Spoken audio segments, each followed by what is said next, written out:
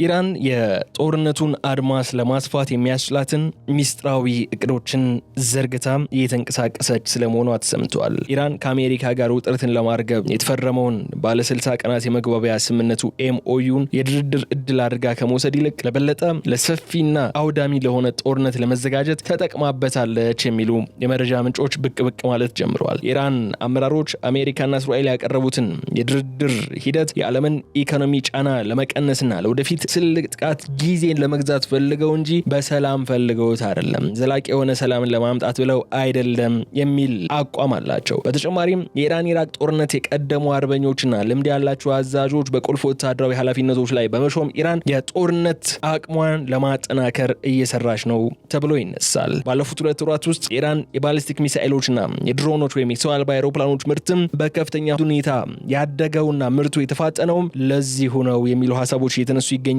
በዝርዝር የምንመለከተው ጉዳያችን ይሆናል። ዛሬ የኢራን አሜሪካ ለ60 ቀናት ተፈርሞ የነበረው ኤምኦዩ በመሃል ብዙ ጊዜ ቢፈርስም በመጨረሻው ሳምንታት ግን ጸንቶ ቆይቶ የነበረው የ60 ቀናቱ ኤምኦዩ ሙሉ በሙሉ አብቅቶለታል። የጊዜ ገደቡ አብቅቷል። አሁን እንደ አስፈላጊነቱ ሊራዘም የሚችልባቸው ሁኔታዎች ነበሩ። ስምምነቱ ሲፈረም መጀመሪያ የሚደረጉ ድርድሮችን መሰረት በማድረግ ግን እነዚያ ድርድሮችም ሳይደረጉ ስምምነቱ ሙሉ በሙሉ ዘላቂ ሳይሆን አሁን ሙሉ በሙሉ የመጠቀሚያ ጊዜው አብቅቶለታል፣ ኤክስፓየርድ አድርጓል። በቀጣይ ምን ሊመጡ ይችላሉ ሲባል ኢራን አቅሟን እያደራጀች ነበር በዚህ ጊዜ። ስለዚህ የበለጠ የከፋ አውዳሚ ጦርነት ጠብቁ የሚሉ መረጃዎች እየወጡ ነው ያሉት። አሜሪካም የተለያዩ የሆኑ የራሷን አቅሞችን በማጠናከር ጦርነቱን እልቂት የሚያስከትል ለማድረግ የምታደርጋቸው ጥረቶች እንዳሉ እየተነሳን የሚገኘውና ዛሬ እነዚህን ጉዳዮች እያነሳን ቆይታ እናደርጋለን በልዩ ጥንቅር ቆይታችን። ስለዚህ አብራችሁን ቆዩ። የገበያ ግሎባልን የዩቲዩብ ገጽ ሰብስክራይብ አድርጉ፣ ቪዲዮን ላይክ አድርጉ፣ ሀሳብ አስተያየታችሁንም በኮሜንት መስጫው ላይ ያስቀምጡልን እንደ ሁል ጊዜው እንደተለመደው ማለት ነው። ከተከታታይ አጭር መሸጋገሪያ በኋላ ግን ዝርዝር ጉዳዮችን ይዘን እንመለሳለን። በድጋሜ መልካም ቆይታ።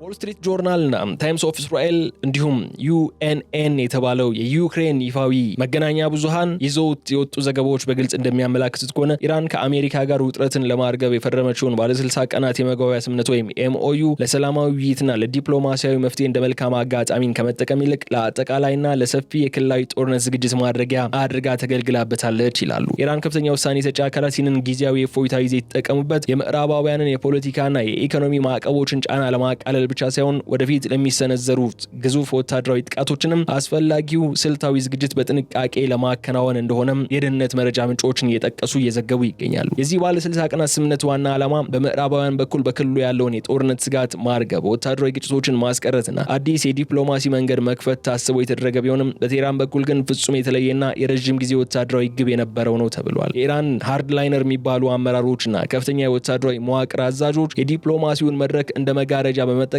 ከበስተጀርባ ሰፊ ስራዎችን ሲያከናውኑ ሰንብተዋል። በእነዚህ 2 ወራት ውስጥ የኢራን የአቪዬሽን የባሊስቲክ ሚሳኤልና የሰው አልባ አውሮፕላን ወይም ድሮን አምራች ኢንዱስትሪዎች ሙሉ በሙሉ በትርፍ ሰዓት እንዲሰሩ በመደረግ የጦር መሳሪያ ምርቶቻቸውን በከፍተኛ ፍጥነት እንዲያፋጥኑ ተደርገዋል ያሉት። በተጨማሪም የሀገሪቱ የጦር ኃይሎች የትዕዛዝ ማዕከልና የሰራዊት አሰላለፍ ሙሉ በሙሉ ተቀይሮ ለከፍተኛ የጦርነት ዝግጁነት እንዲበቃ ተደርጓል ነው የተባለው። ከበስተጀርባ የተካሄደው ይህ ተቀናጀ የዝግጅት ሂደትም ኢራን ወደፊት ለምታካሄደው ሰፊና ጥፊ ግጭት መሰረት የጣለ እንደሆነና የቀጠናውን የኃይል ሚዛን በከፍተኛ ሁኔታ ሊያናጋ የሚችል አደገኛ አካሄድ መሆኑን የሚያሳይ ነው። በድርድር ወቅት የተገኘውን እፎይታ ለወታደራዊ አቅም ማጠናከሪያ መዋሉ የቴህራን ዋና ስልት ዲፕሎማሲን እንደ ስልታዊ ጊዜ መግዣ ወይም ታይም ባይንግ ሜካኒዝም በመጠቀም የባሊስቲክና የድሮን ክምችቷን ማሳደግ ላይ ትኩረት አድርጋ እንደነበረም በግልጽ አረጋግጧል። ይህም በመካከለኛው ምስራቅ ብቻ ሳይሆን በመላው ዓለም የፖለቲካና የደህንነት ምህዳር ላይ ከባድ ስጋትን ስለመደቀኑ ይነሳል። በኢራን የፖለቲካ የወታደራዊና የሃይማኖታዊ መዋቅር ውስጥ ከፍተኛ ተጽዕኖ ያላቸው ሃርድላይነር የሚባሉ እነዚህ አክራሪ የምንላቸው ኃይሎችም አሜሪካና እስራኤል ያቀረቡት የባለ 60 ቀናቱ የድርድር አማራጭ እንደ ቅን ልቦናዊ የሰላም ጥሪ ወይም እንደ ዘላቂ ዲፕሎማሲያዊ መፍትሄ አድርገው አይመለከቱትም። ይልቁንም ይህንን ድርድር ምዕራባውያንና እስራኤል በዓለም አቀፍ የነዳጅ ንግድ ውጥረት፣ በክልላዊ ያለመረጋጋትና በውስጣዊ ኢኮኖሚያዊ ጫና ምክንያት የገጠሟቸውን ስጋቶች ለማሳገስ ያቀረቡት ስልታዊ የድክመት ማሳያ አድርገው ነው ይወስዱት የነበረው። በዚህ ምክንያትም የተሰጣቸው የጊዜ መስኮት በመጠቀም የራስን ወታደራዊ አቅም እንደገና መገንባትና ማጠናከር ብቸኛ ውጤታማ ስትራቴጂ እንደሆነ ሙሉ በሙሉ ተስማምተው ሲሰሩበት ቆይቷል። እነዚህ አመራሮች የረጅም ጊዜ ስልታቸውን የገነቡት ምዕራባውያን በፖለቲካዊ ወታደራዊና ኢኮኖሚያዊ ምክንያት ረጅም ጊዜ የሚወስድ የፊት ለፊት ጦርነት ውስጥ የመግባት ፍላጎታቸው እጅግ አነስተኛ መሆኑን በመገንዘብም ነው። በእነሱ እምነት አሜሪካና አጋሮቿ የዓለምን የኢኮኖሚ መረጋጋት ለመጠበቅ ሲሉ ከባድ ወታደራዊ ግጭቶችን ለማስወገድ ይሞክራሉ።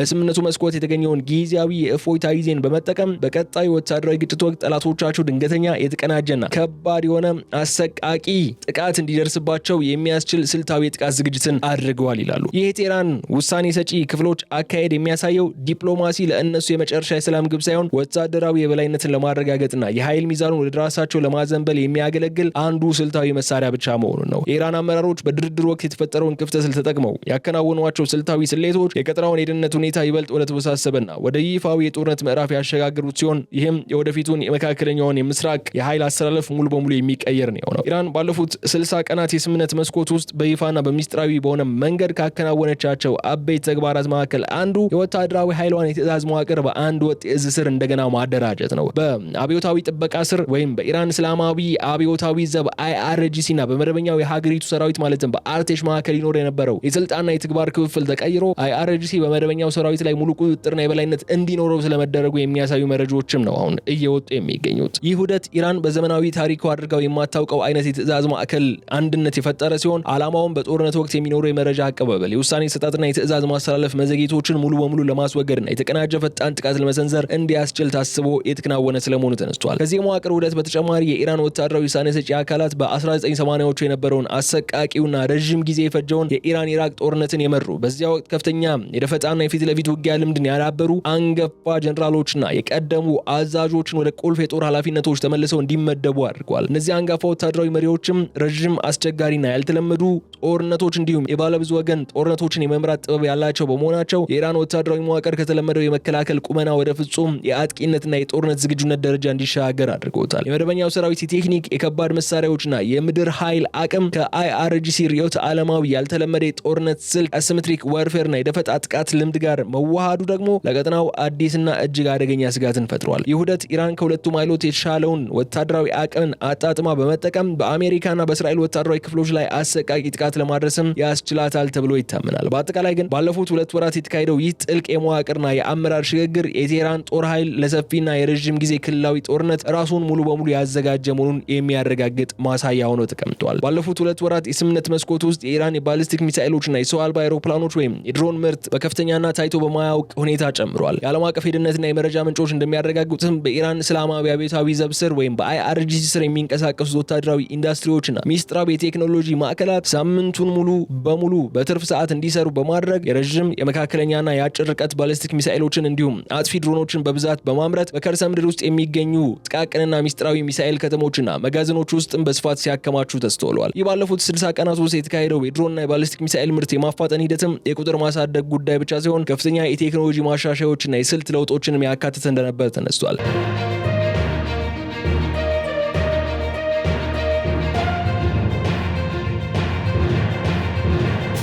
የኢራን ወታደራዊ መሐንዲሶች የወታደራዊ ድሮኖችንና የባሊስቲክ ሚሳኤሎችን የትክክለኝነት አቅም ወይም ፕሪሲዥን ጋይድድ ካፓቢሊቲ የፍጥነት መጠንና የራዳር መሸሸግ ችሎታውን ስቴልዝ ቴክኖሎጂ በከፍተኛ ደረጃ እንዳሻሻሉም ይነገራል። በተጨማሪም ሚሳኤሎችና ድሮኖቹ በኤሌክትሮኒክስ የጦርነት ስልቶች ወይም ኤሌክትሮኒክ ዋርፌርና በጠላት የራዳር ማወኪያ ስርዓቶች እንዳይደናቀፉ የሚያስችሉ አዳዲስ የሶፍትዌርና የሃርድዌር ማሻሻያዎችም እንደተደረገላቸው ተነስተዋል። እነዚህ በስፋትና በፍጥነት የተመረቱት የጥቃት መሳሪያዎች በቀጣዩ ሰፊ ግጭት ወቅት የእስራኤልና የአሜሪካን ዘመናዊ የአየር መከላከያ ስርዓቶች እንደነ አይረን ዶም፣ ዴቪድ ስሊንግ እና ፓትሪዮት ያሉትን በብዛት በመሸፈንና በማጨናነቅ ሳቹሬሽን አታኮችን በመፍጠር ሰብረው ለመግባት ታስበውም በልዩ ስልት የተዘጋጁ ስለመሆናቸው ይነሳል። አክራሪ የቴህራን ወታደራዊ አዛዦች የሚያምኑት እዚህ ላይ በቴክኖሎጂ የላቁትን የመከላከያ ስርዓቶች ለማሸነፍ በሺዎች የሚቆጠሩ ድሮኖችና ሚሳኤሎችን በአንድ ጊዜ ወደ ተለያዩ ኢላማዎች ማስወንጨፍ ብቸኛ ውጤታማ መንገድ እንደሆነ ነው። ይህም ኢራን በቴክኖሎጂ የበላይነት ባላቸው ተቃዋሚዎቿ ላይ የቁጥር የፍጥነትና የስትራቴጂካዊ ጥቃት የበላይነት ለማግኘት የምታደርገውን ጥረት የሚያሳይ ሲሆን የተገኘውን የ60 ቀናት የድርድር ጊዜም ወደ አደገኛ ወታደራዊ ጦር አቅም ግንባታ በመቀየር ለቀጠናው አጥፊ ጦርነት መሰረት መጣሏን የሚያረጋግጥ ነው። ቴህራን ከአሜሪካና ከእስራኤል ጋር የሚኖራትን አጠቃላይ ጦርነት አድማስም ወደ መላው መካከለኛው ምስራቅ ለማስፋት የነደፈችውን ሚስጥራዊ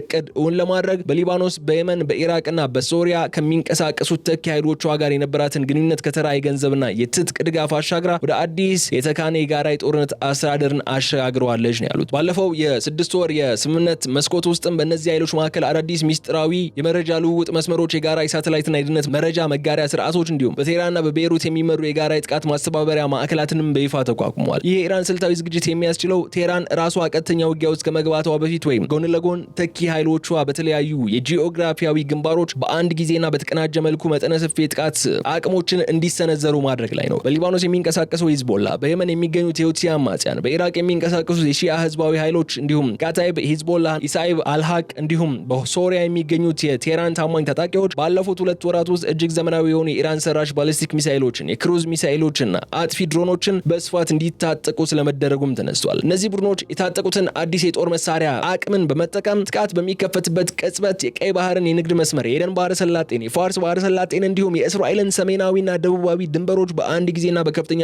ፍጥነት የማናጋት የመዝጋት ሙሉ አቅም እንዲኖራቸው ተደረገው ነው ተዘጋጅቷል እየተባለ ያለው። ከዚህም በተጨማሪ ኢራን እነዚህን ኃይሎች በምትጠቀምበት ስልት የጠላቶቿን ወታደራዊ የአየር መከላከያና የደህንነት ትኩረት በተለያዩ አቅጣጫዎችን በመበተን ሪጂናል ሳቹሬሽን አናሊሲስ አሜሪካና እስራኤል በአንድ የውጊያ ግንባር ላይ ብቻ ትኩረት እንዳያደርጉ ለማድረግ የሚያስችል ጥናትን ጨርሳለች ነው የተባለው። በእነዚህ ባለፉት 60 ቀናት ውስጥ የተደረጉት ሚስጥራዊ የስልጠና የምግብና የትጥቅ ማደራጀት ስራዎች እንደሚያሳዩት ኢራን ተኪ ኃይሎቿን እንደ መከላከያ ግንባር ብቻ ሳይሆን ወደፊት በሚከፈተው ሰፊ ጦርነት ወቅትም በምዕራባውያን ወታደራዊ እሴቶችና ስትራቴጂካዊ ቦታዎች ላይ የተቀናጀና አጥፊ ጥቃት የመክፈት ዋና ወታደራዊ ክንፎቿን አድርጋ አዘጋጅታቸዋለች። ይህም የቀጠናውን የደህንነት ምህዳር ከመቼውም ጊዜ በላይ የተወሳሰበና ወደ አጠቃላይ ቀጠናዊ እሳትነት ሊያመራ የሚችል አደገኛ ደረጃ ላይ አድርሶታል። ኢራን ባለፉት 60 ቀናት የስምምነት መስኮት ውስጥ የጦርነቱን አድማስ ለማስፋት የነደፈችው ሚስጥራዊ ቅድም ወታደራዊ ግጭቱን በመካከለኛው ምስራቅ ምድር ላይ ብቻ ከመወሰን ይልቅ የዓለም አቀፉን የኃይልና የንግድ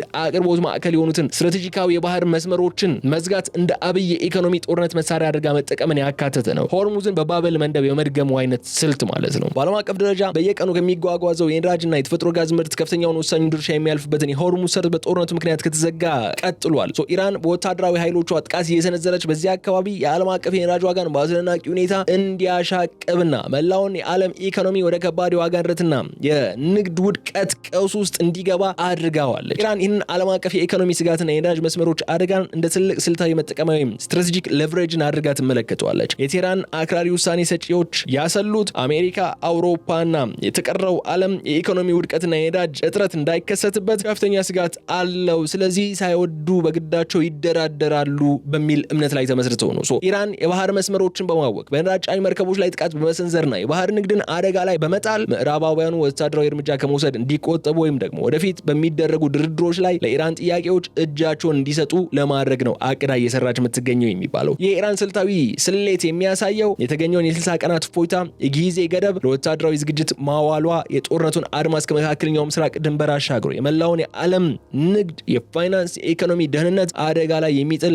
አደገኛ አካሄድ መሆኑ ነው። የኢራን አመራሮች በዲፕሎማሲያዊ የመግባቢያ ስምምነት መስኮት ተፎካካሪዎቻቸውን ለማታለልና ጊዜ ለመግዛት ቢሞክሩም የአሜሪካው ማዕከላዊ ደህንነት ኤጀንሲ CIA እና የእስራኤሉ ሞሳድ እንዲሁም የወታደራዊ መረጃ መዋቅሮቹ የኢራን ውስጣዊ እንቅስቃሴዎች በጥብቅ ሲከታተሉ እንደሰነበቱ ያሳያሉ። ኢራን እስላማዊ አብዮታዊ ዘብ ወይም IRGC በመደበኛው ሰራዊት ላይ የተጎናጸፈው ቁጥጥር፣ የአንጋፎቹ አዛዦች ወደ ቁልፍ ኃላፊነቶች መመለስና ሚስጥራዊ በሆኑ የከርሰ ምድር ከተሞች ውስጥ የተካሄዱ የባሊስቲክ ሚሳኤሎችና የአጥፊ ድሮኖች ምርት መፋጠን በምዕራባውያን የደህንነት መዋቅር ዘንድም ፍጹም ግልጽ ሆኖ ወጥቷል። ይህ መረጃ ይፋ መሆኑን ተከትሎ በእስራኤል የጦር ካቢኔ ዘንድ የቴህራን ሚስጥራዊ የጥቃት ዝግጅት ለመስበርና የኒውክሌርና የባሊስቲክ ማዕከሎችን ሙሉ በሙሉ ለማጥፋት የሚደረገው የቅድመ መከላከል ጥቃት ወይም ፕሪኤምፕቲቭ ስትራይክ የማካሄድ ፍላጎትና ስልታዊ አስፈላጊነት ከመቼውም ጊዜ በላይ ከፍተኛ ደረጃ ላይ ስለመድረሱ ይነሳል። በዋሽንግተን በኩል የኢራን ድርጊት የባለ 60 ቀናቱን የመግባቢያ ስምምነት በግልጽ የጣሰና የዲፕሎማሲውን በር ሙሉ በሙሉ የዘጋ አደገኛ አካሄድ ተደርጎ ተወስዷል። አሜሪካ ቀደም ሲል በክልሉ ውጥረት እንዳይነሳ በማሰብ የያዘችውን የጥንቃቄ ቁመናን በመቀየር በመካከለኛው ምስራቅ የሚገኙ የአሜሪካ ማዕከላዊ እዝ ወይም ሴንትኮም ወታደራዊ ማዕከሎችን፣ የአየር ኃይል መረቦችና የባህር ኃይል ክፍሎችን ወደ ከፍተኛ የጦርነት ዝግጁነት ደረጃ አሸጋግራቸዋለች። ዋሽንግተን ተጨማሪ ትራንስፖርት መርከቦችን፣ ዘመናዊ F-35 እና F-22 የጦር ጄቶችን እንዲሁም የባሊስቲክ ሚሳኤል መከላከያ ስርዓት ያላቸውን የጦር መርከቦችን ወደ ፋርስ ባህረ ሰላጤና ቀይ ባህር ቀጠና እያስጠጋች ስለመሆኗ መረጃዎች ይወጣሉ።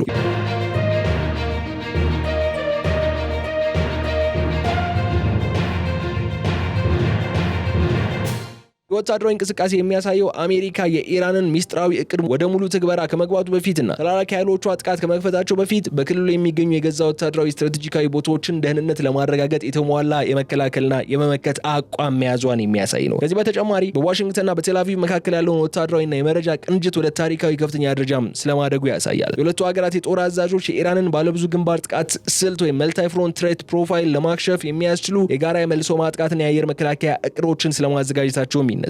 የተቀናጀ ስልት የኢራንን ድሮኖችና ሚሳኤሎች ገና ከማስወንጨፊያ ጣቢያዎችና ሚስጥራዊ መጋዘኖች ሳይወጡ በከፍተኛ የቴክኖሎጂ አቅም የታገዘ የሳይበርና የአየር ጥቃት ማደናቀፍን ያካትታል። የእስራኤል የደህንነት ባለስልጣናት እንደሚሉት ከሆነ ኢራን ያካሄደችው የ60 ቀናት የዝግጅት እንቅስቃሴ በክልሉ ላይ አፋጣኝ ህልውናዊ ስጋት የደቀነ በመሆኑ አሜሪካና እስራኤል የተቀናጀና እጅግ አጥፊ የሆነ የአየርና የባህር ኃይል እርምጃ ለመውሰድ የመጨረሻውን የፖለቲካና ወታደራዊ ውሳኔ ለመስጠትም ተቃርቧል።